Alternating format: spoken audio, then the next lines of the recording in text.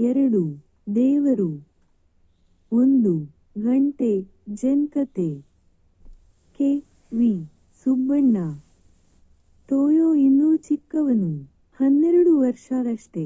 ಆಗಲೇ ಆತ ಅಭ್ಯಾಸಕ್ಕಾಗಿ ಕೆನ್ನಿನ್ ದೇವಾಲಯಕ್ಕೆ ಬಂದು ಸೇರಿಕೊಂಡಿದ್ದ. ಅಲ್ಲಿ ಇವನನ್ನು ಬಿಟ್ಟರೆ ಉಳಿದವರೆಲ್ಲ ಹೆಚ್ಚಾಗಿ ಪ್ರೌಢ ವಿದ್ಯಾರ್ಥಿಗಳು. ಅವರಿಗೆಲ್ಲ ಚಿಂತನಕ್ಕಾಗಿ ಒಂದೊಂದು ಮುಂಡಿಗೆ, ಒಗಟು ಯನ್ನು ಕೊಡುತ್ತಿದ್ದರು. ತನಗೂ ಹಾಗೆ ಚಿಂತನಕ್ಕಾಗಿ ಒಂದು ಮುಂಡಿಗೆ ಕೊಡಲಿ ಎಂಬುದು ಈತನ ಆಸೆ. ಅದಕ್ಕಾಗಿ ಆತ ಒಂದು ದಿನ ಸಾಯಂಕಾಲದ ಹೊತ್ತಿನಲ್ಲಿ ಗುರು ಮೊಕೊರಂನ ಕೋಣೆಯ ಬಳಿಗೆ ಹೋದ. ತಾನು ಬಂದಿದ್ದೇನೆನ್ನುವುದು ತಿಳಿಸಲಿಕ್ಕಾಗಿ ಮೃದುವಾಗಿ ಗಂಟೆ ಬಾರಿಸಿದ. ಗುರುವಿಗೆ ನಮಸ್ಕಾರ ಮಾಡಿ ಆತನ ಎದುರು ಗೌರವದಿಂದ ಮೌನವಾಗಿ ಕೂತುಕೊಂಡ. ಸ್ವಲ್ಪ ಹೊತ್ತು ಕಳೆದ ಮೇಲೆ ಗುರುವೇ ಈತನ ಕಡೆಗೆ ತಿರುಗಿ ಪ್ರಶ್ನೆ ಮಾಡಿದ. ಟೋಯೋ, 2 ಕೈಗಳನ್ನು ಬಡಿದರೆ ಉಂಟಾಗುವ ಚಪ್ಪಾಳೆಯ ಸದ್ದನ್ನು ತೋರಿಸು ಎಂದ. ಟೋಯೋ 2 ಕೈಗಳಿಂದ ಚಪ್ಪಾಳೆ ತಟ್ಟಿ ತೋರಿಸಿದ. ಸರಿ, ಎಲ್ಲಿ ಈಗ ಒಂದೇ ಕೈಯಿಂದ ಚಪ್ಪಾಳೆ ತಟ್ಟುವ ಸದ್ದು ತೋರಿಸು ಎಂದ ಗುರು. ಟೋಯೋ ಮೌನವಾದ. ಕಡೆಯಲ್ಲಿ ಗುರುವಿಗೆ ಬಾಗಿ ನಮಸ್ಕರಿಸಿ ಹೊರಟ. ಈ ಸಮಸ್ಯೆಯ ಬಗ್ಗೆ ಚಿಂತಿಸಲಿಕ್ಕಾಗಿ. ಮಾರನೆಯ ಸಂಜೆ ಆತ ಮರಳಿ ಗುರುವಿನ ಬಳಿಗೆ ಬಂದ. ಒಂದೇ ಕೈಯಲ್ಲಿ ಮೃದುವಾಗಿ ಗಂಟೆ ಬಾರಿಸಿ ಗುರುವಿನ ಕಡೆ ನೋಡಿದ. ಸರಿಯಲ್ಲ ಎಂದ. ಗುರು. ಅದರ ಮಾರನೆಯ ಸಂಜೆ ಟೋಯೋ ಮತ್ತೆ ಅಲ್ಲಿಗೆ ಬಂದ. ಒಂದೇ ಕೈಯಲ್ಲಿ ಗೆಶಾ ಸಂಗೀತ ನುಡಿಸಿ ತೋರಿಸಿದ. ಸರಿಯಲ್ಲ ಎಂದ ಗುರು. ಮತ್ತೆ ಅದಕ್ಕೆ ಮುಂದಿನ ಸಂಜೆಯೂ ಟೋಯೋ ಹಾಜರಾದ. ನೀರು ತೊಟ್ಟಿಕ್ಕುವ ಸದ್ದು ಹೊರಡಿಸಿ ತೋರಿಸಿದ. ಊಹು, ಸರಿಯಲ್ಲ ಎಂದ ಗುರು. ಆ ಮುಂದಿನ ಸಂಜೆಯೂ ಟೋಯೋ ಬಂದ. ಮಿಡತೆ ಕಾಲುಗೀರಿ ಸಪ್ಪಳ ಹೊರಡಿಸುತ್ತದಲ್ಲ, ಅದನ್ನು ಅನುಕರಿಸಿ ತೋರಿಸಿದ. ಇದೂ ಸರಿಯಲ್ಲ ಎಂದು ಬಿಟ್ಟ ಗುರು. ಹೀಗೆ ಮುಂದೆ 10 ದಿನಗಳ ಕಾಲ ಪ್ರತಿ ಸಂಜೆಯೂ ಬಂದು ಹೊಸ ಹೊಸ ಸದ್ದುಗಳನ್ನು ತೋರಿಸಿದ. ಕಡೆಗೆ ಗುರುವಿನ ಹತ್ತಿರ ಬರುವುದನ್ನೇ ಬಿಟ್ಟು ಬಿಟ್ಟ. 1 ವರ್ಷ ಕಾಲ ಆತ ತಾನು ಕೇಳಿದ ಎಲ್ಲ ಸದ್ದುಗಳನ್ನು ಒಂದೊಂದಾಗಿಯೇ ನೆನೆದುಕೊಂಡ. ಒಂದೊಂದಾಗಿ ಪರಿಶೀಲಿಸುತ್ತಾ, ಅದು ಸರಿಯಲ್ಲವೆನ್ನುತ್ತಾ ಎಲ್ಲವನ್ನೂ ನಿರಾಕರಿಸಿದ. ಹಾಗೆ ಕಡೆಗೊಂದು ದಿನ ಆತನಿಗೆ ಜ್ಞಾನೋದಯವಾಯಿತು. ಆನಂತರ ಆತ ಪುನಃ ಸಾಯಂಕಾಲದ ಹೊತ್ತಿನಲ್ಲಿ ಗುರುವಿನ ಬಳಿಗೆ ಬಂದ. ಗಂಟೆ ಬಾರಿಸದೆ ನೇರ ಗುರುವಿನ ಎದುರು ಹೋಗಿ ನಮಸ್ಕರಿಸಿ ಕೂತ. ನಾನು ನಿಶ್ಶಬ್ದವಾದ ಶಬ್ದವನ್ನು ಕೇಳಿದೆ. ಗುರುವೇ ಎಂದ. 2. ಅನ್ವೇಷಣೆ. ಡಾ. ಜಿ. ಎಸ್. ಶಿವರುದ್ರಪ್ಪ. ಎಲ್ಲೂ ಹುಡುಕಿದೆ ಇಲ್ಲದ ದೇವರ ಕಲ್ಲು ಮಣ್ಣುಗಳ ಗುಡಿಯೊಳಗೆ ಇಲ್ಲೇ ಇರುವ ಪ್ರೀತಿ ಸ್ನೇಹಗಳ ಗುರುತಿಸದಾದೆನು ನಮ್ಮೊಳಗೆ. ಎಲ್ಲಿದೆ ನಂದನ ಎಲ್ಲಿದೆ ಬಂಧನ ಎಲ್ಲ ಇವೆ ಈ ನಮ್ಮೊಳಗೆ ಒಳಗಿನ ತಿಳಿಯನು ಕಲಕದೆ ಇದ್ದರೆ ಅಮೃತದ ಸವಿಯಿದೆ ನಾಲಗೆಗೆ. ಹತ್ತಿರವಿದ್ದು ದೂರ ನಿಲ್ಲುವೆವು ನಮ್ಮ ಅಹಮ್ಮಿನ ಕೋಟೆಯಲ್ಲಿ ಎಷ್ಟು ಕಷ್ಟವೋ ಹೊಂದಿಕೆ ಎಂಬುದು 4 ದಿನದ ಈ ಬದುಕಿನಲ್ಲಿ. ಅಲ್ಲಮ ಪ್ರಭು. ನಾ ದೇವನಲ್ಲದೆ ನೀ ದೇವನೇ, ನೀ ದೇವನಾದರೆ ಎನ್ನನೇಕೆ ಸಲಹೆ. ಆರೈದು ಒಂದು ಕುಡಿಕೆ ಉದಕವ ನೆರವೆ ಹಸಿದಾಗ ಒಂದು ತುತ್ತು ಓಗರವನಿಕ್ಕುವೆ ನಾ ದೇವ ಕಾಣ ಗುಹೇಶ್ವರ. 4. ಜನಪದ ತ್ರಿಪದಿ. ಬೆಳಗಾಗಿ ನಾನೆದ್ದು ಯಾರ್ಯಾರ ನೆನೆಯಲಿ, ಎಳ್ಳು ಜೀರಿಗಿ ಬೆಳೆವಂಥ ಭೂಮಿ ತಾಯಿನ ಎದ್ದೊಂದು ಗಳಗಿ ನೆನದೇನು. 2. ಅನ್ವೇಷಣೆ. ಡಾ. ಜಿ. ಎಸ್. ಶಿವರುದ್ರಪ್ಪ. ಎಲ್ಲೂ ಹುಡುಕಿದೆ ಇಲ್ಲದ ದೇವರ ಕಲ್ಲು ಮಣ್ಣುಗಳ ಗುಡಿಯೊಳಗೆ ಇಲ್ಲೇ ಇರುವ ಪ್ರೀತಿ ಸ್ನೇಹಗಳ ಗುರುತಿಸದಾದೆನು ನಮ್ಮೊಳಗೆ. ಎಲ್ಲಿದೆ ನಂದನ ಎಲ್ಲಿದೆ ಬಂಧನ ಎಲ್ಲ ಇವೆ ಈ ನಮ್ಮೊಳಗೆ ಒಳಗಿನ ತಿಳಿಯನು ಕಲಕದೆ ಇದ್ದರೆ ಅಮೃತದ ಸವಿಯಿದೆ ನಾಲಗೆಗೆ. ಹತ್ತಿರವಿದ್ದು ದೂರ ನಿಲ್ಲುವೆವು ನಮ್ಮ ಅಹಮ್ಮಿನ ಕೋಟೆಯಲ್ಲಿ ಎಷ್ಟು ಕಷ್ಟವೋ ಹೊಂದಿಕೆ ಎಂಬುದು 4 ದಿನದ ಈ ಬದುಕಿನಲ್ಲಿ. 3. ವಚನ. ಅಲ್ಲಮ ಪ್ರಭು. ನಾ ದೇವನಲ್ಲದೆ ನೀ ದೇವನೇ, ನೀ ದೇವನಾದರೆ ಎನ್ನನೇಕೆ ಸಲಹೆ. 6 ಇದು ಒಂದು ಕುಡಿಕೆ ಉದಕವ, ನೆರವೆ ಹಸಿದಾಗ ಒಂದು ತುತ್ತು ಓಗರವನಿಕ್ಕುವೆ ನಾ ದೇವ ಕಾಣ, ಗುಹೇಶ್ವರ. 4 ಜನಪದ ತ್ರಿಪದಿ. ಬೆಳಗಾಗಿ ನಾನೆದ್ದು ಯಾರ್ಯಾರ ನೆನೆಯಲಿ, ಎಳ್ಳು ಜೀರಿಗಿ ಬೆಳೆವಂಥ, ಭೂಮಿ ತಾಯಿನ ಎದ್ದೊಂದು ಗಳಗಿ ನೆನದೇನು.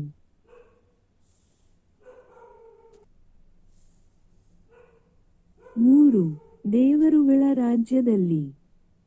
ಬೊಳುವಾರು ಮಹಮ್ಮದ್ ಕುನ್. ಆದಿಯಲ್ಲಿ ದೇವರು ಆಕಾಶವನ್ನು ಭೂಮಿ ತಾಯಿಯನ್ನು ಸೃಷ್ಟಿಸಿದನು. ಆ ಬಳಿಕ ಬೆಳಕಾಗಲಿ ಎಂದನು, ಬೆಳಕಾಯಿತು. ಕತ್ತಲಾಗಲಿ ಎಂದನು, ಕತ್ತಲಾಯಿತು. ಬಹಳ ಸಂತೋಷಪಟ್ಟ ದೇವರು ನೆಲದ ಮಣ್ಣಿನಿಂದ ಮನುಷ್ಯನನ್ನು, ಅವನಿಗೆ ಸಿರಿವಂತಿಕೆ ಮತ್ತು ಬಡತನಗಳನ್ನು, ಸುಖ ಮತ್ತು ದುಃಖಗಳನ್ನು, ಆರೋಗ್ಯ ಮತ್ತು ರೋಗಗಳನ್ನು ಒಂದೊಂದಾಗಿ ಅನುಗ್ರಹಿಸಿದನು. ಕೊನೆಯಲ್ಲಿ ನೆಲದ ಮೇಲೆಲ್ಲ ದೇವಾಲಯಗಳನ್ನು, ಇಗರ್ಜಿಗಳನ್ನು, ಮಸೀದಿಗಳನ್ನು ಸೃಷ್ಟಿ ಮಾಡಿ, ಮುಂದಿನದೆಲ್ಲವೂ ತನ್ನ ಆಣತಿಯಂತೆಯೇ ನಡೆಯುತ್ತಿರಲಿ ಎಂದು ಹೇಳಿ ವಿರಮಿಸಿಕೊಂಡನು. ಎಷ್ಟು ಮಿಲಿಯ ವರ್ಷಗಳ ಬಳಿಕ ಈ ದೇವರ ನಾಡಿನಲ್ಲಿ ಒಂದು ಮರದ ಕಾರ್ಖಾನೆಯು ಆರಂಭವಾಯಿತು. ಕಾರ್ಖಾನೆಯ ಮಾಲೀಕನು ಬಹಳ ಪುಣ್ಯವಂತನಾಗಿದ್ದನು. ಅವನ ಕಾರ್ಖಾನೆಯಲ್ಲಿ ಸುಮಾರು 200 ಜನರು ಕೆಲಸ ಮಾಡುತ್ತಿದ್ದರು. ಮಾಲೀಕನು ಆಗಾಗ ಅನ್ನ ಸಂತರ್ಪಣೆಗಳನ್ನು, ದೇವರ ಉತ್ಸವಗಳನ್ನು ಸಂಭ್ರಮದಿಂದ ಏರ್ಪಡಿಸುತ್ತಿದ್ದನು. ಈ ಪುಣ್ಯವಂತ ಮಾಲೀಕನ ಮರದ ಕಾರ್ಖಾನೆಯಲ್ಲಿ ಜೋಸೆಫ್ ಡಿ ಕಾಸ್ಟ ಎಂಬ ಯುವಕನು ದಿನವೊಂದಕ್ಕೆ 4 ರೂಪಾಯಿ ಕೂಲಿ ಸಂಪಾದಿಸುತ್ತಿದ್ದನು. ದೇವರ ಇಚ್ಛೆಯಂತೆ ಅವನು ಬಡವನೂ ಆರೋಗ್ಯವಂತನೂ ಆಗಿದ್ದನು. ಅವನ ತಂದೆ ತಾಯಿಗಳು ಸ್ವರ್ಗದಲ್ಲಿದ್ದರು. ದೇವರು ಹೇಳಿದನು, ಅದು ಬೀಳಲಿ ಎಂದು. ಮರದ ದೊಡ್ಡ ದಿಮ್ಮಿಯೊಂದು ಉರುಳಿ ಬಿತ್ತು. ಜೋಸೆಫ್ ಡಿ ಕಾಸ್ಟನನ್ನು ಸರಕಾರಿ ಆಸ್ಪತ್ರೆಗೆ ಹೊತ್ತುಕೊಂಡು ಹೋದರು. ಅವನು ಪ್ರಜ್ಞೆ ಕಳೆದುಕೊಂಡಿದ್ದನು. ದೇವರು ದಯಾಮಯನು. ಅವನಿಗೆ ಪ್ರಜ್ಞೆ ಮರಳಿತು. ತನ್ನ ಬಲಕಾಲನ್ನು ಮೊಣಕಾಲ ಬಳಿ ಕತ್ತರಿಸಿದ್ದಾರೆ ಎಂದು ಅರಿತುಕೊಂಡನು. ನೋವು ಮತ್ತು ದುಃಖದಿಂದ ಅಳುತ್ತಾ ಮಲಗಿದನು. ಮರದ ಕಾರ್ಖಾನೆಯವರು ಪರಿಹಾರವೆಂದು 500 ರೂಪಾಯಿಗಳನ್ನು ಕೊಟ್ಟಿದ್ದರು. 4 ತಿಂಗಳಲ್ಲಿ ಖರ್ಚಾಯಿತು. ಮರುದಿನ ಕುಂಟ ಜೋಸೆಫ್ನನ್ನು ಆಸ್ಪತ್ರೆಯಿಂದ ಡಿಸ್ಚಾರ್ಜ್ ಮಾಡಿದರು. ದೇವರ ಮಹಿಮೆ ಅಪಾರ. ಜೋಸೆಫ್ ಕುಂಟನಾಗಿದ್ದರೂ ಅವನಿಗೆ ಹಿಂದಿನಂತೆಯೇ ಹಸಿವೆಯಾಗುತ್ತಿತ್ತು. ಕೆಲಸ ಮಾಡಲು ಸಾಧ್ಯವಿಲ್ಲವಾದರೂ ಅವನು ಸಂಪಾದಿಸುವುದು ಅಗತ್ಯವಾಗಿತ್ತು. ಲೋಕದಲ್ಲಿ ಇಂಥವರಿಗಾಗಿಯೇ ಕೆಲವು ಅನುಕೂಲತೆಗಳನ್ನು ಉಂಟು ಮಾಡಲಾಗಿತ್ತು. ಭಿಕ್ಷೆ ಬೇಡಿಕೊಂಡು ಅವರು ಬದುಕುವಂತೆ ನೋಡಿಕೊಳ್ಳಲಾಗುತ್ತಿತ್ತು. ಅದಕ್ಕಾಗಿಯೇ ಸಹಸ್ರಾರು ಸಿರಿವಂತರನ್ನು, ಅವರ ಹೃದಯಗಳಲ್ಲಿ ಕರುಣೆಯನ್ನು ದೇವರು ಉಂಟು ಮಾಡಿದ್ದನು. ಸಾವಿರಾರು ಸಂಘ ಸಂಸ್ಥೆಗಳು, ಅನಾಥಾಲಯಗಳು ಭಿಕ್ಷುಕರನ್ನು ಸ್ವಾಗತಿಸುತ್ತಿದ್ದುವು. ಕುಂಟ ಜೋಸೆಫ್ನ ಹೃದಯದಲ್ಲಿ ನಾಚಿಕೆ ಇತ್ತು. ಆದ್ದರಿಂದ ಅವನಿಗೆ ಹುಟ್ಟೂರಲ್ಲಿ ಭಿಕ್ಷೆ ಬೇಡಲು ಸಾಧ್ಯವಾಗಲಿಲ್ಲ. ಅದಕ್ಕಾಗಿ ಅವನು ದೊಡ್ಡ ಪಟ್ಟಣವೊಂದಕ್ಕೆ ಹೋಗುವ ಬಸ್ಸು ಹತ್ತಿದನು. ಅಪರಿಚಿತ ಪಟ್ಟಣದ ದೊಡ್ಡ ಬಸ್ ಸ್ಟಾಂಡಿನಲ್ಲಿಳಿದ ಜೋಸೆಫ್ ಮೊದಲು ಅದೇ ಸೂರ್ಯನನ್ನು ನೋಡಿದನು. ತನ್ನೂರಿನಲ್ಲೂ ಅವನು ಹೀಗೆಯೇ ಹೊಳೆಯುತ್ತಿದ್ದನು. ದೇವರು ದಯಾಮಯನು, ಸೂರ್ಯನಿಗಿಂತ ಸ್ವಲ್ಪ ಕೆಳಗೆ.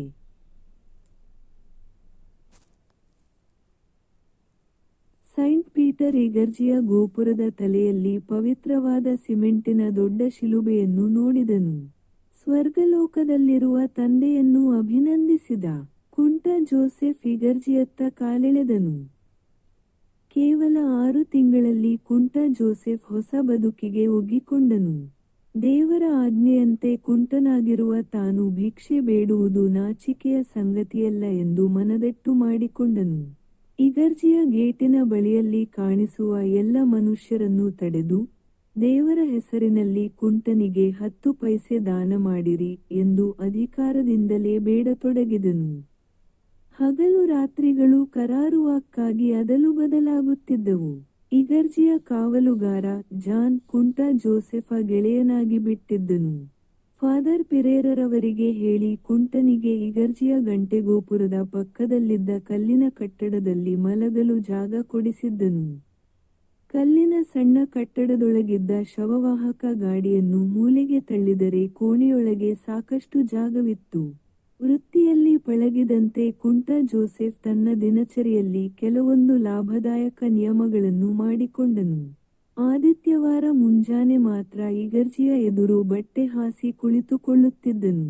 ಉಳಿದ ದಿನಗಳಲ್ಲಿ ಮಧ್ಯಾಹ್ನದವರೆಗೆ ಬಸ್ ಸ್ಟ್ಯಾಂಡಿನಲ್ಲೂ, ಸಂಜೆಯಾದ ಬಳಿಕ ಸಿನೆಮಾ ಥಿಯೇಟರುಗಳ ಟಿಕೇಟು ಕೊಡುವ ಜಾಗದಲ್ಲೂ ನಿಂತು ಸಂಪಾದಿಸುತ್ತಿದ್ದನು. ದೇವರ ರಾಜ್ಯದಲ್ಲಿ ಕಾಲಕಾಲಕ್ಕೆ ಮಳೆ, ಪ್ರವಾಹ, ಯುದ್ಧ, ಸಂಗೀತ ಇತ್ಯಾದಿಗಳು ನಡೆಯುತ್ತಲೇ ಇದ್ದುವು. ದೇವರು ಎಲ್ಲವನ್ನೂ ನಿಯಂತ್ರಿಸುವವನಾಗಿದ್ದನು. ಸುಳ್ಳು, ಕಳವು, ಹಾದರ ಇತ್ಯಾದಿಗಳಿಗಾಗಿಯೇ ಅವನು ನೀತಿಶಾಸ್ತ್ರಗಳನ್ನು ರಚಿಸಿಕೊಟ್ಟಿದ್ದನು. ಭಿಕ್ಷುಕರನ್ನು ದೇವರು ಅತಿಯಾಗಿ ಪ್ರೀತಿಸುವುದರಿಂದಾಗಿ ಕುಂಟ ಜೋಸೆಫನು ಸುಖವಾಗಿಯೇ ಇದ್ದನು, ಹೆಣಗಳನ್ನು ನೋಡುವವರೆಗೂ. ದೇವರು ಹೇಳಿದನು, 2 ಮರಣಗಳಾಗಲಿ, 2 ಸತ್ತು ಹೋದರು. ಒಂದು ದಿನ ಮುಂಜಾನೆ 2 ಅನಾಥ ಶವಗಳು ಆ ದೊಡ್ಡ ಪಟ್ಟಣದಲ್ಲಿ ಕಾಣಿಸಿಕೊಂಡವು. ಬಸ್ ಸ್ಟ್ಯಾಂಡಿನ ಟಿಕೇಟು ಕೊಡುವ ಕಿಟಕಿಯ ಎದುರಿನ ಸಿಮೆಂಟ್ ಕಟ್ಟೆಯ ಮೇಲೆ ಒಂದು ಹೆಣವು, ಪಕ್ಕದ ಆಗಲ ರಸ್ತೆಯಲ್ಲಿರುವ ಬದರಿಯಾ ಕ್ಲಾತ್ ಸೆಂಟರ್ ನ ಜಗಲಿಯ ಮೇಲೆ ಮತ್ತೊಂದು ಹೆಣವು ಬಿದ್ದುಕೊಂಡಿರುವುದನ್ನು ಜನರು ನೋಡಿದರು. ಕುಂಟ ಜೋಸೆಫನು ಮೊದಲು ಬಸ್ ಸ್ಟ್ಯಾಂಡಿನ ಶವವನ್ನು ನೋಡಿದನು. ಶವ ತನ್ನ ಜಾತಿಯದ್ದು ಎಂದು ಅವನಿಗೆ ತಕ್ಷಣ ಗೊತ್ತಾಯಿತು. ಬೇರೆ ಜಾತಿಯವರು ಕುತ್ತಿಗೆಗೆ ಪವಿತ್ರವಾದ ಶಿಲುಬೆಯನ್ನು ಹಾಕಿಕೊಳ್ಳಬೇಕೆಂಬ ಒತ್ತಾಯವಿಲ್ಲವೆಂಬುದನ್ನು ಸಣ್ಣವನಿರುವಾಗಲೇ ಅರಿತಿದ್ದನು. ಅಂಗಾತ ಮಲಗಿದ್ದ ಶವದ ತಲೆಯ ಪಕ್ಕದಲ್ಲಿ ಪ್ಲಾಸ್ಟಿಕ್ ಚೀಲವೊಂದು ಕೂತಿತ್ತು. ಅದರ ಬಾಯಿಯಿಂದ ಅಲ್ಯೂಮಿನಿಯಂ ತಟ್ಟೆಯೊಂದು ಹೊರಗೆ ನೋಡುತ್ತಿತ್ತು. ನೆಲದ ಮೇಲೆ ಊರುಗೋಲು ಬಿದ್ದುಕೊಂಡಿತ್ತು. ಶವದ ಬಲಕಾಲಿನ ಅರ್ಧ ಕರಗಿದ ಹೆಬ್ಬೆರಳ ಮೇಲೆ 5 ಅಥವಾ 6 ಹಸಿರು ನೊಣಗಳು ಕೂತು ಏಳುವ ಆಟ ನಡೆಸಿದ್ದುವು. ಕೈಗಳಲ್ಲಿ ಬೆರಳುಗಳೇ ಉಳಿದಿರಲಿಲ್ಲ. ಹೆಣದ ಸುತ್ತಲೂ ಕೋಟೆ ಕಟ್ಟಿದ ಜನರು ಸಿಗರೇಟು ಬೀಡಿ ಸೇದುತ್ತಾ, ಸಾವಿನ ಬಗ್ಗೆ, ಸಾವಿನ ನಂತರದ ಬದುಕಿನ ಬಗ್ಗೆ ತಮ್ಮ ತಮ್ಮ ಅನುಭವದ ಮಾತುಗಳನ್ನು ಹಂಚಿಕೊಳ್ಳುತ್ತಾ, ನಡುನಡುವೆ ತಾವು ಹೋಗಲಿರುವ ಬಸ್ಸು ಬಂತೆ ಎಂದು ಕತ್ತು ಚಾಚುತ್ತಾ ಲೊಚಗುಟ್ಟುತ್ತಿದ್ದರು. ಯೇಸು ದಯಾಮಯನು, ತನಗಿಂತಹ ಸಾವು ಬಾರದಿರಲಿ ಎಂದು ಕುಂಟ ಜೋಸೆಫನು ಎದೆಯಲ್ಲಿದ್ದ ಶಿಲುಬೆ ತಡವಿಕೊಂಡು ಅನುಮಾನದಿಂದಲೇ ಪ್ರಾರ್ಥಿಸಿದನು. ಅಷ್ಟರಲ್ಲಿಯೇ ಮತ್ತೊಂದು ಹೆಣ ಬಸ್ ಸ್ಟ್ಯಾಂಡಿನಲ್ಲಿ ಸುದ್ದಿಯಾಗಲಾರಂಭಿಸಿತ್ತು. ದೇವರ ಆಟಕ್ಕೆ ಭಯಪಡುತ್ತಾ ಕುಂಟ ಜೋಸೆಫನು ಹೊಸ ಹೆಣ ನೋಡಲು ಕಾಲೆಳೆದನು. ಬದರಿಯಾ ಕ್ಲಾತ್ ಸೆಂಟರ್ ನ ಎದುರಲ್ಲಿ ಜಾತ್ರೆ ಸೇರಿತ್ತು. ಹೆಣದ ಹೊಟ್ಟೆ ನೋಡಿದ ತಕ್ಷಣ ಜೋಸೆಫ್ನು ತೀರ್ಪು ಕೊಟ್ಟನು, ಹಸಿವಿನಿಂದಾದ ಮರಣ. ಹೆಣದ ಎದುರು ನಿಂತಿದ್ದವರು ಒಳಗೆ ಕುಳಿತಿದ್ದ ಸಾಹುಕಾರರ ಗುಣಗಾನ ಮಾಡುತ್ತಿದ್ದರು. ಸಾಹುಕಾರರಿಗೆ ಹೆಣದ ಪರಿಚಯ ಇದೆ. ಕಳೆದ 6 ವರ್ಷಗಳಿಂದ ಮುದುಕ ಇದೇ ಜಗಲಿಯಲ್ಲಿ ರಾತ್ರಿ ಮಲಗುತ್ತಿದ್ದ. ಈ ಭಿಕ್ಷುಕ ಬಂದ ಬಳಿಕ ಸಾಹುಕಾರರು ಅಂಗಡಿ ಕಾವಲಿಗಿದ್ದ ಆಳನ್ನು ತೆಗೆದುಹಾಕಿದ್ದರು. ಹೆಣ ಜೀವಂತವಿದ್ದಾಗ 10 ದಿನ ಉಪವಾಸವಿದ್ದರೂ ಒಂದೇ ಒಂದು ಜುಮ್ಮಾ ನಮಾಜು ತಪ್ಪಿಸಿಕೊಂಡವನಲ್ಲ. ರಂಜಾನ್ ತಿಂಗಳು ಮಾತ್ರವಲ್ಲದೆ ಬೇರೆ ಕೆಲವು ದಿನಗಳಲ್ಲೂ ಉಪವಾಸವಿರುತ್ತಿದ್ದ. ಭಿಕ್ಷುಕರ ಜಾತಿಯಲ್ಲಿಯೇ ಇಷ್ಟು ಪುಣ್ಯವಂತರು ಇನ್ನೂ ಹುಟ್ಟಲಿಕ್ಕಿಲ್ಲ ಎಂದು ಸಾಹುಕಾರರೇ ಸರ್ಟಿಫಿಕೇಟು ನೀಡಿದ್ದಾರೆ. ಒಟ್ಟಿನಲ್ಲಿ ಇಂಥ ಸಾವಿಗೂ ಭಾಗ್ಯ ಬೇಕು. ಸಾಹುಕಾರರು ಶ್ರೀಮಂತರಾದರೂ 5 ಬಾರಿ ನಮಾಜು ಮಾಡುವವರು. ಅವರಿಗೆ ಪರಲೋಕದ ಬಗ್ಗೆ ಭಯವಿತ್ತು. ತನ್ನ ಸಂಪಾದನೆಯಲ್ಲಿ ಒಂದಂಶವನ್ನು ದಾನಧರ್ಮಗಳಿಗಾಗಿಯೇ ವಿನಿಯೋಗಿಸುತ್ತಿದ್ದರು. ಶವಸಂಸ್ಕಾರದ ಕೆಲಸವು ಪುಣ್ಯಕಾರ್ಯವೆಂಬುದು ಅವರಿಗೆ ತಿಳಿದಿತ್ತು. ಅವರೇ ಮುಂದೆ ನಿಂತು ಎಲ್ಲ ಏರ್ಪಾಡು ಮಾಡಿದರು. ಅವರು ಜಮಾತ್ನ ಅಧ್ಯಕ್ಷರೂ ಆಗಿರುವುದರಿಂದ ಮಸೀದಿಯಿಂದ ಶವ ಒಯ್ಯುವ ಮಂಚವನ್ನು ಕೂಡಲೇ ತರಿಸಿದರು. ಮೆಟ್ಟಿಲು ಬಳಿಯಲ್ಲಿ ಕಾಣಿಸಿಕೊಂಡ ಪೊಲೀಸಿನವನೊಂದಿಗೆ ಗುಸು ಗುಸು ಮಾತನಾಡಿ ಕಳುಹಿಸಿದರು. ನಾಮುಂದು ತಾಮುಂದು ಎಂದು ಹೆಗಲು ಕೊಡಬಂದ ಪುಣ್ಯಾರ್ಥಿಗಳಿಗೆ ಸಾಹುಕಾರರೇ ಮಂಚವನ್ನು ಸಂತೋಷದಿಂದ ಎತ್ತಿಕೊಟ್ಟರು. 6 ಮೀಟರ್ ಬಿಳಿ ಬಟ್ಟೆಯನ್ನು ಸ್ವತಃ ತಮ್ಮ ಕೈಯಾರೆ ಹರಿದು ಹುಡುಗನೊಬ್ಬನೊಡನೆ ಕೊಟ್ಟು ಕಳುಹಿಸಿದರು. ಎದುರಿನ ಸರ್ಕಲ್ನಲ್ಲಿ ಹೆಣದ ಮೆರವಣಿಗೆ ಮರೆಯಾಗುವವರೆಗೂ ಕುಂಟಿ ಜೋಸೆಫ್ ಸಾಹುಕಾರರನ್ನು ಅಭಿಮಾನದಿಂದ ನೋಡುತ್ತಾ ನಿಂತಿದ್ದನು. ಬಳಿಕ ಏನನ್ನೋ ನಿರ್ಧರಿಸಿಕೊಂಡವನಂತೆ ಬಸ್ ಸ್ಟ್ಯಾಂಡಿನ ಹೆಣದ ಬಳಿಗೆ ಕೋಲೂರುತ್ತಾ ಕುಂಟಿದನು. ಹೆಣ ಹಾಗೆಯೇ ಮಲಗಿತ್ತು. ನೊಣಗಳ ಸಂಖ್ಯೆ 100ಕ್ಕೂ ಜಾಸ್ತಿಯಾಗಿತ್ತು. ನೊಣಗಳ ಭಾರಕ್ಕೆ ಕಾಲಿನ ಮೃದು ಬೆರಳುಗಳು ಸಣ್ಣದಾಗುತ್ತಿದ್ದವು. ಕುಂಟ ಜೋಸೆಫನು ತನ್ನ ಜೋಳಿಗೆಯಿಂದ ತನ್ನ ಹಾಸುಬಟ್ಟೆಯನ್ನು ಹೊರತೆಗೆದು ಹೆಣದ ಮುಖ ಮುಚ್ಚಿದನು. ಹೆಣದ ಎದೆಯಲ್ಲಿದ್ದ ಪವಿತ್ರ ಶಿಲುಬೆ ಈಗ ಕಾಣಿಸುತ್ತಿರಲಿಲ್ಲ. ಹೊಸ ಜನರು ಹೆಣದ ಬಳಿಗೆ ಬಂದು ನೊಣಗಳನ್ನು ಕಂಡು ಮರಳುತ್ತಿದ್ದರು. ಕುಂಟ ಜೋಸೆಫನು ಪಕ್ಕದಲ್ಲೇ ಇದ್ದ ಕಂಬಕ್ಕೆ ಒರಗಿ ನಿಂತನು. ಅವನಿಗೆ ಭಯವಾಗುತ್ತಿತ್ತು. ತನ್ನ ಸಾವು ಕೂಡ ಹೀಗೆಯೇ ಆಗಿಹೋದರೆ ಎಂಬ ಪ್ರಶ್ನೆ ಪದೇ ಎದೆಯನ್ನು ಹಿಂಡುತ್ತಿತ್ತು. ತನ್ನೆದೆಯ ಮೇಲೆ ಮಲಗಿದ್ದ ಪವಿತ್ರ ಶಿಲುಬೆಯನ್ನು ಬಲವಾಗಿ ಅದುಮಿ ಸ್ವರ್ಗಲೋಕದಲ್ಲಿರುವ ತಂದೆಯನ್ನು ಭಯದಿಂದಲೇ ಸ್ಮರಿಸಿಕೊಂಡನು. ಬದರಿಯಾ ಕ್ಲಾತ್ ಸೆಂಟರ್ ನ ಪುಣ್ಯವಂತ ಹೆಣದ ಬಗ್ಗೆ ಮತ್ತು ಹೆಣ ಹೊರಿಸಿದ ಸಾಹುಕಾರರ ಬಗ್ಗೆ ಅಸೂಯೆಗೊಂಡನು. ಹಸಿರು ನೊಣ ಒಂದು ಮೊಂಡಾದ ಬಲಕಾಲ ಮೇಲೆ ಕಚಗುಳಿಯಿಟ್ಟಿತು. ಕುಂಟ ಜೋಸೆಫನು ನವಿರಾಗಿ ನಡುಗಿದನು. ತನ್ನ ಖಾಯಂ ದಾನಿಗಳಲ್ಲಿ ಒಬ್ಬರಾಗಿರುವ ಲೋಬೋ ರವರನ್ನು ಕರೆದುಕೊಂಡು ಬರಲು ಹೊರಟನು. ದೇವರು ಪರಿಶುದ್ಧನಾಗಿದ್ದನು. ಅವನು ಪಾಪಿಗಳನ್ನು ಕ್ಷಮಿಸುತ್ತಿದ್ದನು. ಅವನು ಹೇಳಿದ್ದನು, ಸತ್ತವರಿಗಾಗಿ ಆಳಬೇಡಿರಿ, ಬಡಕೊಳ್ಳಬೇಡಿರಿ. ಸತ್ತವನು ಮತ್ತೆ ಹಿಂತಿರುಗನು, ಆಳಬೇಡಿರಿ.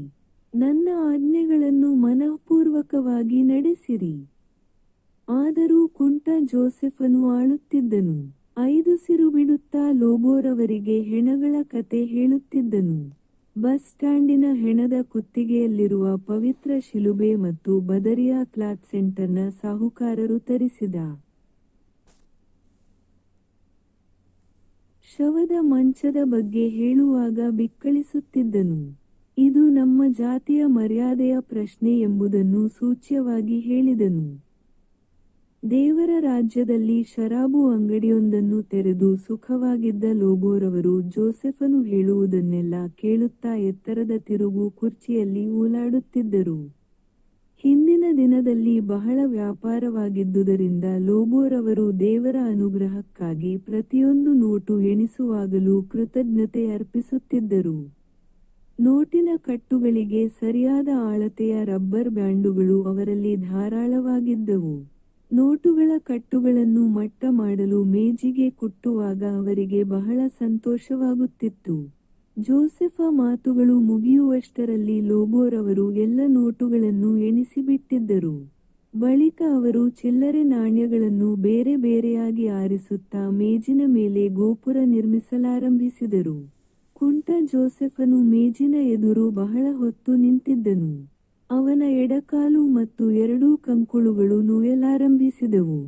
ಎಲ್ಲ ನಾಣ್ಯಗಳನ್ನು ಬಟ್ಟೆಯ ಚೀಲವೊಂದಕ್ಕೆ ಸುರಿದು ನಾಜೂಕಾಗಿ ಚೀಲದ ಬಾಯಿ ಬಿಗಿದ ಲೋಬೋರವರು ತಲೆ ಎತ್ತಿ ಕುಂಟ ಜೋಸೆಫ ಮುಖ ನೋಡಿ ಮುಗುಳುನಕ್ಕರು ಮತ್ತು ಹೇಳಿದರು, ಹೆಣ ಹೊರುವುದು ನನ್ನ ಕೆಲಸವಲ್ಲ, ಅದಕ್ಕೆ ಸರಕಾರದವರಿದ್ದಾರೆ. ಅವರು ಹೆಣ ಹೊತ್ತರೂ ಅದರ ಪುಣ್ಯದ ಭಾಗ ನನಗೆ ಸೇರಿಯೇ ಸೇರುತ್ತದೆ. ಯಾಕೆಂದರೆ ನಾನು ತಿಂಗಳಿಗೆ 15,000 ಟ್ಯಾಕ್ಸ್ ತುಂಬೇನೆ. ಎಷ್ಟು? ಕುಂಟ ಜೋಸೆಫ ಕಣ್ಣುಗಳು ಬೆಂಕಿಯಂತಾದವು. ಲೋಬೋರವರನ್ನೇ ಒಂದು ಕ್ಷಣ ದುರುಗುಟ್ಟಿ ನೋಡಿದನು. ಲೋಬೋರವರ ತುಟಿಗಳಲ್ಲಿ ನಗುವಿನ ತುಣುಕುಗಳು ಹಾಗೆಯೇ ಉಳಿದಿದ್ದವು. ಊರುಗೋಲನ್ನು ಬಲವಾಗಿ ನೆಲಕ್ಕೆ ಊರುತ್ತಾ ಅಂಗಡಿಯ ಮೆಟ್ಟಲಿಳಿಯತೊಡಗಿದನು. ಕಾಲು ಇಗರ್ಜಿಯ ಕಡೆಗೆ ಹೆಜ್ಜೆ ಹಾಕಿತು. ಎತ್ತರವಾದ ಇಗರ್ಜಿಯ ನೆತ್ತಿಯ ಮೇಲೆ ಪವಿತ್ರ ಶಿಲುಬೆಯು ಬಿಸಿಲಲ್ಲಿ ಪಳಪಳನೆ ಹೊಳೆಯುತ್ತಿತ್ತು. ಗಂಟೆ ಗೋಪುರದ ಅಡಿಯಲ್ಲಿ ಕಾವಲುಗಾರ ಜಾನ್ ಕುಳಿತು ಹೇಳುತ್ತಿದ್ದನು, ಹುಟ್ಟಿದವರಿಗೆ ಮರಣವು ನಿಶ್ಚಿತವಾದದ್ದು. ಒಬ್ಬ ಮನುಷ್ಯನಿಂದಲೇ ಪಾಪವು, ಪಾಪದಿಂದ ಮರಣವು ಈ ಲೋಕದೊಳಗೆ ಸೇರಿದವು. ಎಲ್ಲರೂ ಪಾಪವನ್ನು ಮಾಡಿದ್ದರಿಂದ ಮರಣವು ಎಲ್ಲರಲ್ಲಿ ವ್ಯಾಪಿಸಿದೆ. ನಮ್ಮ ಅಪರಾಧಗಳಿಗಾಗಿ ತಂದೆಯಾದ ಯೇಸುವನ್ನು ದೇವರು ಮರಣಕ್ಕೆ ಒಪ್ಪಿಸಿಕೊಟ್ಟು ಫಾದರ್ ಪಿರೇರಾರವರು ಯಾವುದೋ ಒಂದು ಸಭೆಯಲ್ಲಿ ಭಾಗವಹಿಸಲು ಹೋಗಿದ್ದರಿಂದ ಜಾನ್ಗೆ ವಿಪರೀತ ಹುರುಪು ಬಂದಿತ್ತು. ಸುಮಾರು 30 ವರ್ಷಗಳಿಂದ ಕಿವಿಯೊಳಗೆ ತುಂಬಿಕೊಂಡಿದ್ದ ದೇವರ ಮಾತುಗಳನ್ನು ಬಹಳ ಉತ್ಸಾಹದಿಂದಲೇ ಹೇಳುತ್ತಿದ್ದನು. ಕುಂಟ ಜೋಸೆಫನು ಕಂಬಕ್ಕೆ ಒರಗಿ ಕುಳಿತು ಶೂನ್ಯದಿಟ್ಟಿಸುತ್ತಿದ್ದನು. ಅವನ ಸದ್ಯದ ಸಮಸ್ಯೆ ತಂದೆಯ ಸಾವಿನದ್ದು ಆಗಿದ್ದಿರಲಿಲ್ಲ. ಬಸ್ ಸ್ಟಾಂಡಿನಲ್ಲಿ ಬಿದ್ದುಕೊಂಡಿರುವ ಕುತ್ತಿಗೆಯಲ್ಲಿ ಶಿಲುಬೆಯಿರುವ ಹೆಣದ ಕಾಲು ತಿನ್ನುತ್ತಿರುವ ಹಸಿರು ನೊಣಗಳ ಬಗ್ಗೆ ಆಗಿತ್ತು. ಇಗರ್ಜಿಯ ಗೋಡೆ ಗಡಿಯಾರ 12 ಬಾರಿಸಲಾರಂಭಿಸಿದ ತಕ್ಷಣದಲ್ಲಿ ಗಡಬಡಿಸಿ ಎದ್ದ ಕಾವಲುಗಾರ ಜಾನ್ ಗಂಟೆ ಗೋಪುರದ ಹಗ್ಗಕ್ಕೆ ಜೋತು ಬಿದ್ದನು. ಲಯಬದ್ಧವಾದ ಒಂದೊಂದೇ ಗಂಟೆಯ ಸದ್ದು ಗಂಟೆಗೋಪುರ ತುದಿಯಿಂದ ಅಲೆಯಲೆಯಾಗಿ ಗಾಳಿಯಲ್ಲಿ ತೇಲತೊಡಗಿತು. ಕುಂಟ ಜೋಸೆಫನು ನಿಧಾನವಾಗಿ ಎದ್ದು ತಾನು ಮಲಗಲು ಬಳಸುತ್ತಿದ್ದ ಕಲ್ಲಿನ ಕಟ್ಟಡದ ಬಳಿಗೆ ಹೊರಟನು. ಒಳಗೆ ಗೋಡೆಯ ಬದಿಗಿದ್ದ ಶವವಾಹಕ ಗಾಡಿಯು ಅಣಕಿಸಿ ನಕ್ಕಂತಾಯಿತು. ಕುಂಟ ಜೋಸೆಫನು ಹೆದರಿಕೆಯಿಂದಲೇ ಗಾಡಿಯನ್ನು ದಿಟ್ಟಿಸಿದನು. ಗಾಡಿಯು ಹಿಂದೆ ಮುಂದೆ ಚಲಿಸುತ್ತಿರುವಂತೆ ಕಂಡಿತು. ಗಾಡಿಯ ಕಮಾನುಗಳಲ್ಲಿ ಒಣಗಿದ ಹೂವುಗಳು ಗಾಳಿಗೆ ಅಲ್ಲಾಡುತ್ತಿದ್ದವು. ಕಳೆದ ವಾರದಲ್ಲಿ 2 ಸಲ ಈ ಗಾಡಿ ಉಪಯೋಗಕ್ಕೆ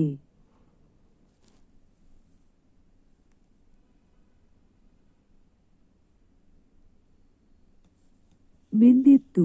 ಲೋಬೋರವರು ಮನಸ್ಸು ಮಾಡಿದ್ದರೆ ಇಂದು ಕೂಡ ಗಾಡಿಯ ಉಪಯೋಗವಾಗುತ್ತಿತ್ತು. ತನ್ನೊಬ್ಬನಿಂದ ಈ ಗಾಡಿಯನ್ನು ಎಳೆಯಲು ಸಾಧ್ಯವಾದೀತೆ ಎಂಬ ಪ್ರಶ್ನೆ ಹುಟ್ಟಿತು. ಹೆಣವನ್ನು ತಂದು ಏನು ಮಾಡುವುದು? ಶವಪೆಟ್ಟಿಗೆಗೆ ಬಹಳ ಹಣ ಬೇಕಾದೀತು. ಫಾದರ್ ಇರುತ್ತಿದ್ದರೆ ಖಂಡಿತವಾಗಿ ಏನಾದರೊಂದು ಏರ್ಪಾಡು ಮಾಡುತ್ತಿದ್ದರು. ಜಾನ್ ಹೇಳಿದಂತೆಯೇ ಆದರೆ ಫಾದರ್ ಬರುವಾಗ ಸೂರ್ಯ ಮುಳುಗಿಬಿಡುತ್ತಾನೆ. ಬಸ್ ಸ್ಟ್ಯಾಂಡಿನ ಹಣ ಅಷ್ಟು ಹೊತ್ತು ಕಾಯುತ್ತಿರಲಾರದು. ಅಥವಾ ಈಗಾಗಲೇ ಮುನಿಸಿಪಾಲಿಟಿಯವರ ಗಾಡಿ ಬಂದಿರಲು ಸಾಲು. ತಾನು ಹೆಣದ ಮುಖಕ್ಕೆ ಹಾಸಿದ್ದ ಬಟ್ಟೆಯನ್ನು ಅವರು ಗಾಡಿಯಲ್ಲಿ ಹಾಕಿಯಾರು. ನಾಳೆಯಿಂದ ತಾನು ಕೆಲಸ ಆರಂಭಿಸಬೇಕಾದರೆ ಹೊಸ ಹಾಸುಬಟ್ಟೆ ಬೇಕು. ಮುನಿಸಿಪಾಲಿಟಿಯವರು ಹೆಣವನ್ನು ಏನು ಮಾಡುತ್ತಾರೆ? ಸುಡುತ್ತಾರೋ? ಹೂಳುತ್ತಾರೋ? ಒಟ್ಟಿನಲ್ಲಿ ಅವರು ಶವಪೆಟ್ಟಿಗೆಯನ್ನಂತೂ ಕೊಳ್ಳಲಾರರು. ಊರುಗೋಲುಗಳನ್ನು ಕಂಕುಳುಗಳಿಂದ ಕಿತ್ತು ಗೋಡೆಗಾನಿಸಿ ಇಟ್ಟ ಜೋಸೆಫನು 2 ಕೈಗಳಿಂದ ಗಾಡಿಯನ್ನು ಬಲವಾಗಿ ಹಿಡಿದು ನಿಂತನು. 1-2 ಹೆಜ್ಜೆ ಕುಂಟುತ್ತಾ ತಳ್ಳಿದನು. ಬಹಳ ದೂರ ತಳ್ಳುವುದು ತನ್ನಿಂದ ಸಾಧ್ಯವಿಲ್ಲವೆಂದು ಅನ್ನಿಸಿದಾಗ ಅಳು ಬಂದಿತು. ನಿಧಾನವಾಗಿ ಗಾಡಿಯನ್ನೇರಿದ ಕುಂಟಿ ಜೋಸೆಫನು ಮೊದಲು ಅಂಗಾತ ಮಲಗಿದನು. ಬಳಿಕ ಕವುಚಿ ಮಲಗಿ ಬಿಕ್ಕಿ ಬಿಕ್ಕಿ ಅಳತೊಡಗಿದನು. ಊಟ ಮುಗಿಸಿಕೊಂಡು ಬಂದಿದ್ದ ಕಾವಲುಗಾರ ಜಾನ್ ಶೆಡ್ಡಿನ ಬಾಗಿಲ ಬಳಿ ಬಂದವನು ಹಾವು ಕಂಡವನಂತೆ ಬೆಚ್ಚಿಬಿದ್ದನು. ಹುಚ್ಚನಂತೆ ವರ್ತಿಸುತ್ತಿದ್ದ ಕುಂಟ ಜೋಸೆಫನನ್ನು ಮಾತನಾಡಿಸಲು ಧೈರ್ಯವಾಗಲಿಲ್ಲ. ಜೋಸೆಫನು 1 ನಿಮಿಷ ಗಾಡಿಯ ಮೇಲೆ ಅಂಗಾತ ಮಲಗಿದರೆ ಬಳಿಕ ಎದ್ದು ನೆಲದ ಮೇಲೆ ಬಿದ್ದು ಹೊರಳಾಡುತ್ತಿದ್ದನು. ಪಕ್ಕನೆ ಎದ್ದು ಗೋಡೆ ಹಿಡಿದುಕೊಂಡು ಆಯಾಸವಾಗುವ ತನಕವೂ ಸುತ್ತು ಹಾಕುತ್ತಿದ್ದನು. ಮತ್ತೆ ಗಾಡಿಗೇರಿ ಕವುಚಿ ಬಿದ್ದು ಅಳುತ್ತಿದ್ದನು. ದೇವರ ಯಾವ ವಾಕ್ಯಗಳೂ ಜೋಸೆಫನನ್ನು ಸಮಾಧಾನಪಡಿಸಲಾರವು ಎಂಬುದು ಜಾನ್ಗೆ ಖಾತರಿಯಾಯಿತು. ಫಾವರ್ರವರನ್ನು ಕರೆದುಕೊಂಡು ಬರುವುದೇ ಒಳ್ಳೆಯದೆಂದು ಯೋಚಿಸಿ ಸಭೆ ನಡೆಯುವ ಜಾಗಕ್ಕೆ ಹೊರಟನು. ಜಾನ್ ಫಾದರ್ರವರನ್ನು ಕರೆದುಕೊಂಡು ಬರುವಷ್ಟರಲ್ಲಿ ಸೂರ್ಯ ಮುಳುಗಿ ಹೋಗಿದ್ದನು. ಕಲ್ಲಿನ ಕೋಣೆಯೊಳಗೆ ಕುಂಟ ಜೋಸೆಫ್ ಕಾಣಲಿಲ್ಲ. ಜಾನ್ ದೀಪ ತರಲು ಓಡಿದನು. ಬೆಳಕಿನಲ್ಲಿ ಫಾದರ್ ಎಲ್ಲವನ್ನೂ ನೋಡಿದರು. ಕುಂಟ ಜೋಸೆಫನು ಏನನ್ನೂ ಉಳಿಸಿರಲಿಲ್ಲ. ಬಟ್ಟೆ ತಟ್ಟೆ ಎಲ್ಲವನ್ನೂ ಕೊಂಡು ಹೋಗಿದ್ದನು. ಆದರೂ ಒಂದನ್ನು ಬಿಟ್ಟು ಹೋಗಿದ್ದನು. ಶವವಾಹಕ ಗಾಡಿಯ ಮೇಲೆ ಜೋಸೆಫನು ಹಾಕಿಕೊಳ್ಳುತ್ತಿದ್ದ ಶಿಲುಬೆ ಬಿದ್ದಿರುವುದನ್ನು ಜಾನ್ ಮತ್ತು ಫಾದರ್ ಅವರು ಏಕಕಾಲದಲ್ಲಿ ನೋಡಿದರು. ದೇವರು ಸರ್ವಶಕ್ತನೂ ಕರುಣಾಮಯಿಯೂ ಆಗಿದ್ದಾನೆ. ಯಾಕೆಂದರೆ ಜಗಲಿಯ ಮೇಲೆ ಬಿದ್ದುಕೊಂಡಿದ್ದ ಹೆಣವನ್ನು ತಮ್ಮ ಸ್ವಂತ ಖರ್ಚಿನಲ್ಲಿ ದಹನ ಮಾಡಿದ ದಿನದಲ್ಲೇ ಸಾಹುಕಾರರ ಜವಳಿ ಅಂಗಡಿಯಲ್ಲಿ ಅಚ್ಚರಿಯೆನ್ನಿಸುವಷ್ಟು ವ್ಯಾಪಾರ ನಡೆಯಿತು. ಅನಿರೀಕ್ಷಿತವಾಗಿ ಬಂದಿದ್ದ 5-6 ಮದುವೆ ಪಾರ್ಟಿಗಳು ಸುಮಾರು 8,000 ರೂಪಾಯಿಗಳಿಗೂ ಮಿಕ್ಕಿದ ವ್ಯಾಪಾರ ಮಾಡಿ ಹೋಗಿದ್ದರು. ಅಲ್ಲಾಹುವಿಗೆ ಕೃತಜ್ಞತೆಯನ್ನರ್ಪಿಸುತ್ತಾ ಅಂಗಡಿ ಬಾಗಿಲು ಹಾಕುವ ತಯಾರಿಯಲ್ಲಿದ್ದ ಸಾಹುಕಾರರು, ಅಂಗಡಿಯೊಳಗೆ ಒಮ್ಮಿಂದೊಮ್ಮೆಗೆ ಕಾಣಿಸಿಕೊಂಡ ಕುಂಟ ಭಿಕ್ಷುಕನನ್ನು ಕಂಡು ಒಂದು ಕ್ಷಣ ನಡುಗಿ ಹೋಗಿದ್ದರು. ಸಾಹುಕಾರರು ಸರಿಯಾಗಿ ಚೇತರಿಸಿಕೊಳ್ಳುವ ಮೊದಲೇ ಕುಂಟ ಜೋಸೆಫನು ಅವರ ಹತ್ತಿರ ಸರಿದು ಅವರಿಗೆ ಮಾತ್ರ ಕೇಳಿಸುವಂತೆ ಪ್ರಶ್ನಿಸಿದ್ದನು. ನನ್ನನ್ನು ನಿಮ್ಮ ಧರ್ಮಕ್ಕೆ ಸೇರಿಸಿಕೊಳ್ಳುತ್ತೀರಾ?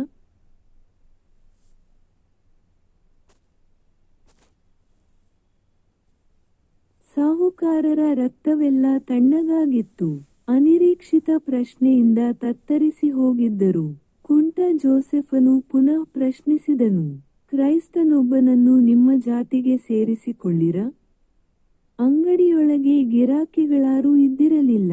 ಕೆಲಸದ ಹುಡುಗರು ಬಟ್ಟೆಯ ಥಾನುಗಳನ್ನು ಮಡಚಿ ಕನ್ನಡಿ ಕಪಾಟುಗಳಲ್ಲಿ ಒಪ್ಪವಾಗಿ ಜೋಡಿಸುತ್ತಿದ್ದರು. ಅಂಗಡಿಯೊಳಗಡೆ ಭಿಕ್ಷುಕನ ಒಂಟಿ ಕಾಲನ್ನು, ಇನ್ನೂ ಜಗಳಾಡದೆ ಕಲ್ಲಿನಂತೆ ಕೂತಿರುವ ಸಾಹುಕಾರರನ್ನು ಅಚ್ಚರಿಯಿಂದ ವಾರೆಕಣ್ಣುಗಳಲ್ಲಿ ಹಿಡಿದಿಟ್ಟುಕೊಂಡಿದ್ದರು. ಸಾಹುಕಾರರು ಪ್ರಯಾಸದಿಂದ ಸಾವರಿಸಿಕೊಂಡರು. ಅವರ ಧಾರ್ಮಿಕ ಪ್ರಜ್ಞೆಯೊಂದಿಗೆ ವ್ಯಾವಹಾರಿಕ ಪ್ರಜ್ಞೆಯೂ ಜಾಗೃತವಾಯಿತು. ಕೇವಲ ಒಂದು ಹೆಣ ಹೊರಿಸಿದ ಕಾರಣಕ್ಕೆ ಅಲ್ಲಾಹು ಸುಮಾರು 1000 ರೂಪಾಯಿಗಳ ಲಾಭ ಕೊಡಿಸಿದ್ದನು. ಇನ್ನು ಒಬ್ಬನನ್ನು ಮತಾಂತರ ಮಾಡಿಸಿಬಿಟ್ಟರೆ ಖಂಡಿತವಾಗಿಯೂ ತನ್ನ ಪುಣ್ಯದ ಖಾತೆ ಭಾರವಾಗುತ್ತದೆ ಎಂದು ತಕ್ಷಣದಲ್ಲೇ ಲೆಕ್ಕಾಚಾರ ಹಾಕಿಬಿಟ್ಟರು. ಪಕ್ಕದ ಕಿರುಕೋಣೆಯೊಳಗೆ ಕುಂಟ ಜೋಸೆಫನನ್ನು ಸೇರಿಸಿ ಬಾಗಿಲು ಹಾಕಿಕೊಂಡ ಸಾಹುಕಾರರು ಕುಂಟನನ್ನು ಹೇಳುವವರು ಕೇಳುವವರು ಯಾರೂ ಇಲ್ಲವೆಂದು ಖಾತರಿಪಡಿಸಿಕೊಂಡರು. 4-5 ಕಡೆಗೆ ಫೋನು ಹಚ್ಚಿ ಕುಂಟನಿಗೆ ಅರ್ಥವಾಗದ ಭಾಷೆಯಲ್ಲಿ ಮಾತನಾಡಿಕೊಂಡರು. ಸಾಹುಕಾರರ ಉತ್ಸಾಹ ಕುಂಟನನ್ನು ದಂಗುಬಡಿಸಿತ್ತು. ರಾತ್ರಿ ಸಾಹುಕಾರರ ದೊಡ್ಡ ಮನೆಯಲ್ಲಿ ಕುಂಟ ಭಿಕ್ಷುಕನಿಗೆ ಮಾಂಸದ ಊಟ ಬಡಿಸಿದರು. ಚಾವಡಿಯೊಳಗೆ ಮಲಗಲು ಹೇಳಿದರು. ಚಾಪೆ, ದಿಂಬು ಮತ್ತು ಹೊಸ ಚಾದರವನ್ನೂ ಕೊಟ್ಟರು. ಆದರೂ ಜೋಸೆಫನಿಗೆ ರಾತ್ರಿ ನಿದ್ದೆ ಬರಲಿಲ್ಲ. ಆಗಾಗ ಬೋಳು ಎದೆಯನ್ನು ತಡವಿಕೊಂಡು ಬೆಚ್ಚಿ ಬೀಳುತ್ತಿದ್ದನು. ಸ್ವರ್ಗಲೋಕದಲ್ಲಿರುವ ತಂದೆಯನ್ನು ಕ್ಷಮೆ ಕೇಳುವುದು ಸರಿಯಾದೀತೆ ಎಂದು ಗೊಂದಲಗೊಳ್ಳುತ್ತಿದ್ದನು. ಮುಂಜಾನೆ 4ರ ಸುಮಾರಿಗೆ ಸುಂದರ ಯುವಕನೊಬ್ಬ ಜೋಸೆಫನನ್ನು ಎಬ್ಬಿಸಿದನು. ಅವಸರದಲ್ಲಿಯೇ ಕಾಫಿ ತಿಂಡಿ ಮುಗಿಯಿತು. ಹೊರಗೆ ಸಾಹುಕಾರರ ಕಾರು ಸಿದ್ಧವಾಗಿತ್ತು. ನಿದ್ರೆಯಲ್ಲಿ ನಡೆಯುವವನಂತೆ ಜೋಸೆಫನು ಕುಂಟುತ್ತಾ ಕಾರೊಳಗೆ ಕುಳಿತನು. ಕಾರು ರೈಲ್ವೆ ನಿಲ್ದಾಣದ ಹೊರಗೆ ನಿಂತಿತು. ಅಲ್ಲಾಹುವಿನ ಮಹಿಮೆ ಅಪಾರ. ರೈಲು ಸಮಯಕ್ಕೆ ಸರಿಯಾಗಿಯೇ ಹೊರಟಿತು. ಈ ದೇವರ ರಾಜ್ಯದಲ್ಲಿ ಕೆಲವೊಂದು ಸಂಗತಿಗಳು ಬಹಳ ಗುಟ್ಟಿನಲ್ಲಿಯೇ ನಡೆಯಬೇಕಾಗುತ್ತದೆ. ಇಂತಹ ಗುಟ್ಟಿನ ಕೆಲಸಗಳಿಗೆ ದೇವರ ಅನುಮತಿಯೂ ಇರುತ್ತದೆ. ಎಲ್ಲಕ್ಕೂ ಕಾರಣಕರ್ತನಾದ ದೇವರ ಇಚ್ಛೆಯಂತೆ ಅಪರಿಚಿತ ಊರೊಂದರಲ್ಲಿ ಜೋಸೆಫ್ ಡಿಕಾಸ್ಟ ಎಂಬ ಭಿಕ್ಷುಕನು ರಹಮತಾ ಬದಲಾಯಿಸಿಕೊಂಡನು. ಕುಂಟ ಭಿಕ್ಷುಕನಾಗಿ ಹೆಸರು. ಆದರೂ ರಹಮತ್ನಿಗೆ ಹೊತ್ತು ಹೊತ್ತಿಗೂ ಹಸಿವೆಯಾಗುತ್ತಿತ್ತು. ಯಾಕೆಂದರೆ ದೇವರು ಒಬ್ಬನೇ ಆಗಿದ್ದಾನೆ. ಎಲ್ಲ ಮನುಷ್ಯರಿಗೂ ಅವನು ಹಸಿವೆಯನ್ನು ಸಮಾನವಾಗಿ ಹಂಚಿರುತ್ತಾನೆ. ದುಡಿದು ತಿನ್ನಲು ಸಾಧ್ಯವಾಗದ ಅಸಹಾಯಕರಿಗೆ ಭಿಕ್ಷೆ ನೀಡುವಂತೆ ಅವನು ಸಿರಿವಂತರಿಗೆ ಆಜ್ಞೆ ಮಾಡಿರುತ್ತಾನೆ. ಆದ್ದರಿಂದಲೇ ಭಿಕ್ಷುಕರೆಲ್ಲರೂ ದೇವರ ಬಗ್ಗೆ ಕೃತಜ್ಞರಾಗಿದ್ದಾರೆ. ರಹಮತ್ ದೇವರಿಗೆ ಕೃತಜ್ಞನಾಗಿದ್ದನು. ಅವನಿಗೆ 2 ವರ್ಷಗಳ ಕಾಲ ಊಟ ಬಟ್ಟೆ ಎಲ್ಲವನ್ನೂ ಒದಗಿಸಿದ್ದನು. ದಿನಕ್ಕೆ 5 ಬಾರಿ ನಮಾಜು ಮತ್ತು ಓದುವಿಕೆಗೆ ಹೊರತಾಗಿ ಅವನು ಬೇರೇನೂ ಮಾಡಬೇಕಾಗಿರಲಿಲ್ಲ. ಅವನು ಕುಂಟನಾಗಿರುವುದರಿಂದಾಗಿ ಅವನಿಗೆ ಕುಳಿತುಕೊಂಡೇ ನಮಾಜು ಮಾಡಲು ದೇವರು ಅನುಮತಿ ಕೊಟ್ಟಿದ್ದನು. ದೇವರಿಂದಲೇ ಭೂಮಿಗಿಳಿದ ಪವಿತ್ರ ಗ್ರಂಥದ ಮೂಲಕ ರಹಮತ್ ನೂರಾರು ಹೊಸ ಸಂಗತಿಗಳನ್ನು ಕಲಿತುಕೊಂಡನು. 2 ವರ್ಷಗಳ ಬಳಿಕ ರಹಮತ್ನನ್ನು ಹೋಗು ಎಂದರು. ದೇವರು ಬೇರೆಯವರಿಗೂ ಅವಕಾಶ ಕೊಡುವುದು ಅಗತ್ಯವಾಗಿತ್ತು. ಎಲ್ಲರೂ ಅವನಿಗೆ ಸಮಾನರಾಗಿದ್ದರು.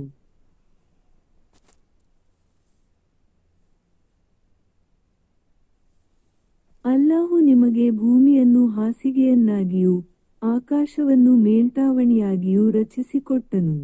ಅವನು ನಿಮಗಾಗಿ ಸುಂದರ ಸ್ವರ್ಗವನ್ನು ನಿರ್ಮಿಸಿರುತ್ತಾನೆ. ಉರಿಬಿಸಿಲಿನಲ್ಲಿ ರೈಲ್ವೆ ನಿಲ್ದಾಣದಿಂದ ಹೊರನುಸುಳಿ ಬಂದ ಕುಂಟ ರಹಮತ್ನಿಗೆ ಎದುರಲ್ಲೇ ಎದ್ದು ನಿಂತಿದ್ದ ಹಲವು ಮಹಡಿಗಳ ಹೊಸ ಕಟ್ಟಡವೊಂದನ್ನು ಕಂಡಾಗ ಕಳೆದೆರಡು ವರ್ಷಗಳಲ್ಲಿ ತಾನು ಓದಿದ್ದ ಪವಿತ್ರ ಗ್ರಂಥದ ಸಾಲುಗಳು ನೆನಪಾದುವು. ಡಾಂಬರು ರಸ್ತೆಯು ಬೆಂಕಿಯಂತೆ ಸುಡುತ್ತಿತ್ತು. ನರಕದ ಬೆಂಕಿಯು ಇದಕ್ಕಿಂತಲೂ ಹೆಚ್ಚು ತೀಕ್ಷ್ಣವಾದದ್ದು ಎಂದು ಅವನು ಓದಿದ್ದನು.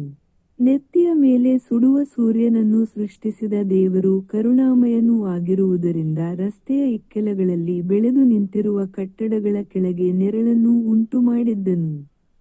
ಕುಂಟ ರಹಮತ್ನು ನೆರಳುಗಳ ನಡುವೆಯೇ ನಡೆಯಬಹುದಾಗಿತ್ತು. ಆದರೆ ನೆರಳಿರುವ ಜಾಗಗಳಲ್ಲೆಲ್ಲ ಅಸಂಖ್ಯ ಕಾರುಗಳು ನಿಂತಿದ್ದವು. ಬಣ್ಣ ಬಣ್ಣದ ಕಾರುಗಳು ನೆರಳಿನಲ್ಲಿ ಬಹಳ ಸುಂದರವಾಗಿ ಕಾಣಿಸುತ್ತಿದ್ದವು. 4 ವರ್ಷಗಳ ಕಾಲ ತಾನು ಓಡಿಯಾಡಿದ ರಸ್ತೆಯು ಕಳೆದ 2 ವರ್ಷಗಳಲ್ಲಿ ಗುರುತು ಸಿಗದಷ್ಟು ಬದಲಾವಣೆಗೊಂಡದ್ದರ ಬಗ್ಗೆ ಅಚ್ಚರಿಪಡುತ್ತಾ ರಹಮತು ಕಾಲೆಳೆಯುತ್ತಿದ್ದನು. ಪವಿತ್ರ ಶುಕ್ರವಾರದ ದಿನವಾದುದರಿಂದ ಅವನ ಹೆಜ್ಜೆಯು ಜುಮ್ಮಾ ಮಸೀದಿಯ ಕಡೆಗೆ ಮುಖ ಮಾಡಿತ್ತು. ಸಾಹುಕಾರರು ಖಂಡಿತವಾಗಿಯೂ ಜುಮ್ಮಾ ನಮಾಜಿಗೆ ಬರುತ್ತಾರೆಂದು ಅವನಿಗೆ ಭರವಸೆ ಇತ್ತು. ತನ್ನ ಮುಂದಿನ ಜೀವನಕ್ಕೆ ಸಾಹುಕಾರರು ಏನಾದರೊಂದು ದಾರಿ ತೋರಿಸುತ್ತಾರೆಂಬುದರಲ್ಲಿ ರಹಮತ್ನಿಗೆ ಸ್ವಲ್ಪವೂ ಅನುಮಾನವಿರಲಿಲ್ಲ. ತನ್ನನ್ನು 2 ವರ್ಷಗಳ ಕಾಲ ಸಹೋದರನಂತೆ ನೋಡಿಕೊಂಡಿದ್ದ ಗಡ್ಡದ ಮುದುಕ ಕೊಟ್ಟಿದ್ದ ಪತ್ರವು ಹೆಗಲ ಚೀಲದೊಳಗೆ ಭದ್ರವಾಗಿ ಇರುವುದರಿಂದ ಕುಂಟ ರಹಮತ್ ಕಂಕುಳಗಳು ನೋವಾಗುವುದನ್ನು ಲಕ್ಷಿಸದೆ ವೇಗವಾಗಿ ಕಾಲೆಳೆಯತೊಡಗಿದನು. ಮಸೀದಿಯ ಹೆಬ್ಬಾಗಿಲ ಬಳಿ ಸಾಲಾಗಿ ಕುಳಿತು ಸುಡುಬಿಸಿಲಲ್ಲಿ ದೇವರ ಸ್ತುತಿ ಮಾಡುತ್ತಾ ಕೈಚಾಚುವವರನ್ನು ಕಂಡಾಗ ನಾಚಿಕೆಯಾಯಿತು. ಕುಂಟ ರಹಮತ್ ತೊಟ್ಟುಕೊಂಡಿದ್ದ ಬಿಳಿಯ ಅಂಗಿ ಮತ್ತು ಮುಳ್ಳು ಬಹಳ ಶುಭ್ರವಾಗಿದ್ದವು. ಆದರೂ ಭಿಕ್ಷುಕರ ಸಾಲಿನ ಎದುರು ತಲೆ ಎತ್ತಿ ನಡೆಯುವುದು ಸಾಧ್ಯವಾಗಲಿಲ್ಲ. ಜುಮ್ಮಾ ನಮಾಜಿಗೆಂದು ಜನರು ಸಾಲುಗಟ್ಟಿ ಬರುತ್ತಿದ್ದರು. ಸಾಹುಕಾರರು ತಮ್ಮ ಕಾರೊಳಗೆ ಕುಳಿತುಕೊಂಡು ಬಂದರು. ರಹಮತ್ ಆತುರದಿಂದ ಅವರೆದುರು ಹೋಗಿ ನಿಂತನು. ಅಸ್ಸಲಾಮ್ ಅಲೈಕುಂ ಎಂದು ವಂದನೆಯನ್ನು ಮಾಡಿದನು. ಸಾಹುಕಾರರು ಅವಸರದಲ್ಲಿದ್ದರು. ಮಸೀದಿಯೊಳಗಿನಿಂದ ನಮಾಜಿನ ಕರೆಯು ಕೇಳಿಸಲಾರಂಭಿಸಿತ್ತು. ರಹಮತ್ನಿಗೆ ನಿರಾಶೆಯಾಯಿತು, ಅಚ್ಚರಿಯೂ ಆಯಿತು. ಸಾಹುಕಾರರು ತನ್ನ ಗುರುತು ಹಿಡಿದಿರಲಾರರು ಎಂದು ಅವನು ಸಮಾಧಾನಪಟ್ಟನು. ಮಸೀದಿಯೊಳಗೆ ಕಾಲೆಳೆದ ರಹಮತ್ ನೂವಲು, ನಮಾಜಿಗೆ ಮುನ್ನ ನೀರಿನಿಂದ ಶುದ್ಧಿಯಾಗುವುದು ಮಾಡಿಕೊಂಡನು. ನಮಾಜಿನ ಸಾಲು ಸೇರಿಕೊಂಡನು. ನಮಾಜು ಮುಗಿದ ಕೂಡಲೇ ದೇವರ ಮಕ್ಕಳೆಲ್ಲ ತಪ್ಪಿಸಿಕೊಳ್ಳುವವರಂತೆ ಹೊರನುಗ್ಗುತ್ತಿದ್ದರು.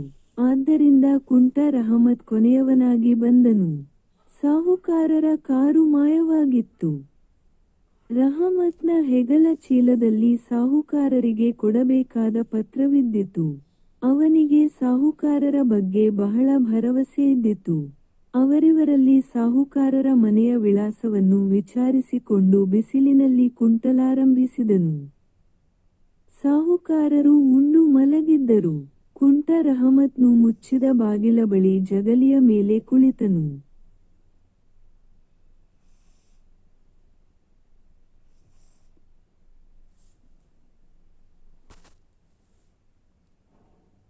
ಪವಿತ್ರ ಶುಕ್ರವಾರದಂದು ಸಾಹುಕಾರರು 5 ಬಾರಿಯೂ ನಮಾಜು ಮಾಡುತ್ತಿದ್ದರು. ನಮಾಜಿನ ವೇಳೆಗೆ ಸರಿಯಾಗಿ ಅವರನ್ನು ಹೆಂಗಸರು ಎಚ್ಚರಗೊಳಿಸುತ್ತಿದ್ದರು. ಸಂಜೆಯಾಯಿತು. ಸಾಹುಕಾರರು ಎಚ್ಚರಗೊಂಡರು. ವಲು ಮಾಡಲು ತಂಬಿಗೆಯಲ್ಲಿ ನೀರನ್ನೆತ್ತಿಕೊಂಡು ಮುಂಬಾಗಿಲು ತೆರೆದು ಹೊಸ್ತಿಲು ದಾಟಿದರು. ಕುಂಟ ರಹಮತ್ನು ಎದ್ದು ನಿಂತು ವಂದಿಸಿದನು. ಸಾಹುಕಾರರಿಗೆ ಕುಂಟನ ಗುರುತು ಸಿಕ್ಕಿತು. ಅವರ ಮುಖ ಬಣ್ಣ ಕಳೆದುಕೊಳ್ಳುತ್ತಿರುವುದನ್ನು ಕುಂಟಿ ರಹಮತ್ನು ಅಚ್ಚರಿಯಿಂದ ನೋಡಿದನು. 1 ನಿಮಿಷದ ಕಾಲ ಸಾಹುಕಾರರು ಹೊಸ್ತಿಲ ಮೇಲೆಯೇ ನಿಂತಿದ್ದರು. ಅವರು ನಿಧಾನವಾಗಿ ಬಾಗಿದರು. ತಂಬಿಗೆಯನ್ನು ಹೊಸ್ತಿಲ ಮೇಲೆ ಇಟ್ಟು ಒಳಗೆ ಹೋದರು. ಸ್ವಲ್ಪವೇ ಹೊತ್ತಿನಲ್ಲಿ ಒಳಗಿನಿಂದ ಒಬ್ಬ ಯುವಕನು ಹೊರಗೆ ಬಂದನು. ಅವನು ಕೆಲಸದ ಹುಡುಗನಂತೆ ಕಾಣುತ್ತಿದ್ದನು. ಅವನ ಬಲಕೈಯ ಬೆರಳುಗಳ ನಡುವೆ 10 ರೂಪಾಯಿಯ 2 ನೋಟುಗಳಿದ್ದವು. ಅವನು ಕರುಣೆಯಿಂದ ಕುಂಟನನ್ನು ದಿಟ್ಟಿಸಿದನು. ಯುವಕನು ಮೂಕನಾಗಿದ್ದನು. ಅವನು ಕೈಗಳಿಂದಲೇ ಹೋಗು ಎನ್ನುವಂತೆ ಸಂಜ್ಞೆ ಮಾಡಿದನು. ನೋಟುಗಳನ್ನು ಜಗಲಿಯಲ್ಲಿರಿಸಿ ಬಾಗಿಲು ಎಳೆದುಕೊಂಡನು. ಶಾಸ್ತ್ರ ಗ್ರಂಥದಲ್ಲಿ ಬರೆದು ಇಟ್ಟಿದ್ದನು. ಅಲ್ಲಾಹು ನಿಮಗೆ ಭೂಮಿಯನ್ನು ಹಾಸಿಗೆಯನ್ನಾಗಿಯೂ ಆಕಾಶವನ್ನು ಮೇಲ್ಛಾವಣಿಯನ್ನಾಗಿಯೂ ರಚಿಸಿಕೊಟ್ಟನು. ಅವನು ನಿಮಗಾಗಿ ಸುಂದರ ಸ್ವರ್ಗವನ್ನು ನಿರ್ಮಿಸಿರುತ್ತಾನೆ. ಆಮೆನ್.